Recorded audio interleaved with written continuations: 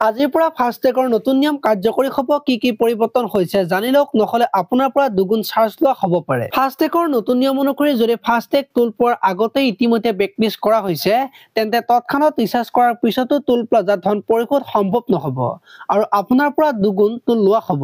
আজিৰ পৰা অৰ্থাৎ 17 ফেব্ৰুৱাৰী সোমবাৰৰ পৰা কাৰ্যকৰী হ'বলৈ গৈ আছে। ইয়াৰ অধীনত ফাষ্টেগত কম বেলেঞ্চ থকা পেমেণ্ট পলম হোৱা বা ফাষ্টেগ ব্লেকলিষ্ট কৰা ব্যৱহাৰকাৰীৰ পৰা অতিৰিক্ত জৰিমনা ভৰিব লাগিব।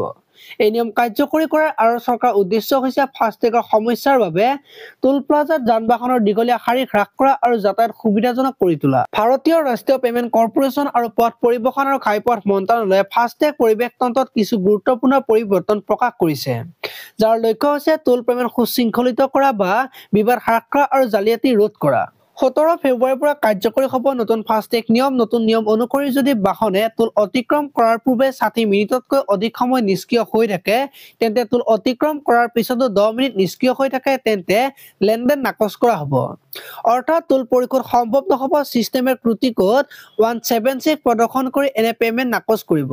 এই ফাষ্টেগ ব্যৱহাৰকাৰীসকলে অধিক চাৰ্জ দিব লাগিব। একে সময়তে চাৰ্জবেক প্ৰক্ৰিয়া আৰু কুলিং পিৰিয়ডৰ লগতে লেনদেন প্ৰত্যাখ্যানৰ নিয়মো টোল পেমেণ্ট সৰল কৰি বিবাদ হ্ৰাস কৰা হৈছে।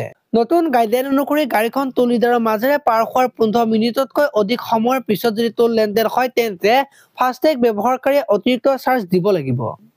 আপোনালোকে যদি ভিডিঅ'টো চাই ভাল পালে তেতিয়াহ'লে লাইক কৰিব আৰু এনেকুৱা ধৰণৰ খবৰসমূহ পাই থাকিবলৈ চেনেলটো ছাবস্ক্ৰাইব কৰি বেল আইকনটো প্ৰেছ কৰি দিব। ধন্যবাদ।